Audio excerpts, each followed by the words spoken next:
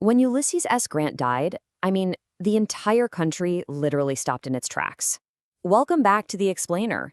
Today we're diving into a truly monumental legacy, the final farewell of the man who helped save the Union. We're going to walk through the exact, powerful narrative of his passing and see how a whole nation mobilized to honor just one single man. Section 1. A Nation in Mourning. So did you know that when Grant passed, millions, and I mean literally millions of Americans mourned him? The initial reaction to his death was just unlike anything the country had ever experienced up to that point.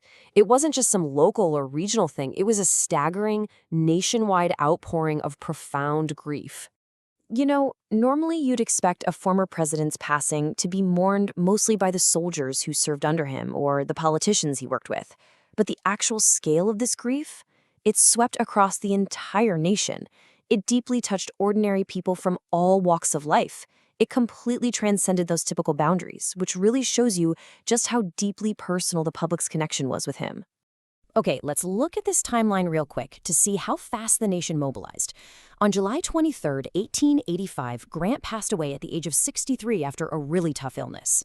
Just a couple of weeks later, on August 8th, this massive funeral procession took place, and that sparked a powerful movement that would, years later, actually lead to the construction of Grant's tomb as a permanent memorial. The news of his death spread like absolute wildfire. Newspapers were rushing out massive special editions just to capture the public's sorrow.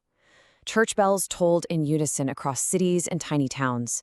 Flags were immediately dropped to half-mast, and people just gathered. They gathered in total silence to honor the man who had done so incredibly much to preserve the Union. Because for so many Americans, Grant was far more than just a former president, right? He was the ultimate symbol of American perseverance. Here's a guy who went from devastating personal and professional failure all the way to unimaginable fame and respect on the battlefield, and finally cemented his permanent place in history. Section 2. The Great Farewell. When August 8th finally rolled around, the nation had put together a farewell truly fit for a hero. The streets of New York City were absolutely overflowing with mourners. We're talking thousands of soldiers, veterans, high-ranking government officials, and everyday citizens all coming together. The sheer diversity of that crowd all converging in one place was incredible to witness. It really spoke volumes about his unifying impact. The city itself was completely transformed. Picture this: people standing shoulder to shoulder for miles along the procession route.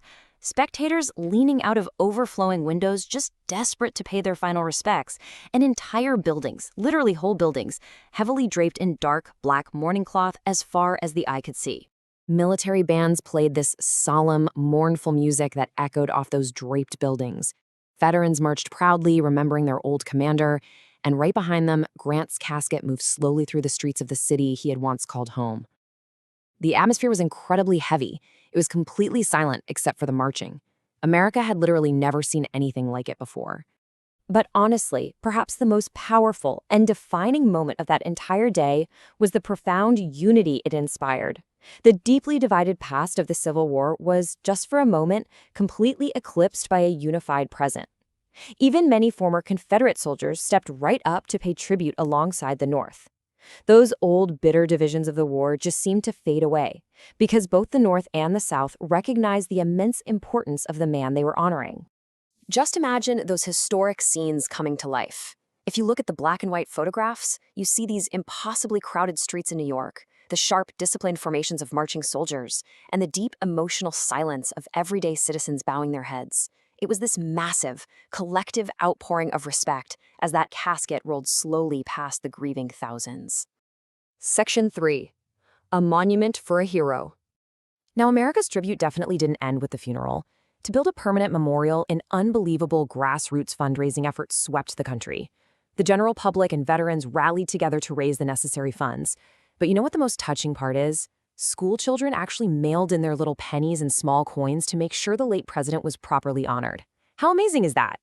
And the incredible result of all those combined efforts was Grant's tomb. Built high up above the Hudson River in New York City, the monumental structure was entirely intentional in its design. Every single massive pillar and block of stone was specifically crafted to symbolize the strength, the leadership, and that enduring national unity he fought so incredibly hard to preserve. When it was finally completed, Grant's tomb stood as the largest mausoleum in all of North America. It became a final resting place truly worthy of a man whose very life had shaped the trajectory of the entire nation. And even today, generations later, visitors still walk those sacred grounds to read his story and remember a soldier who simply never gave up. Section 4. The Lesson Left Behind. But maybe the most remarkable part of Grant's legacy isn't actually the physical monument itself. It's the journey of the man. I mean, Grant's life is the ultimate American story. He went from being a struggling store clerk in Illinois to a highly decorated Civil War hero, and ultimately to the President of the United States. His life proved, time and time again, that sheer grit and perseverance can literally change the course of history. Which brings us to the absolute most vital takeaway of his entire life, captured perfectly right here. Success is not measured by how many times you win, but by how many times you refuse to quit. That relentless determination, that is the real, enduring lesson he left behind for all of us. Section 5. A remaining mystery. Yet, even with such a monumental farewell, why does one final mystery remain about how historians view Ulysses S. Grant today? I mean, how does a man who is mourned by millions experience such shifting tides of historical opinion? Well, because history, of course, never stops evolving.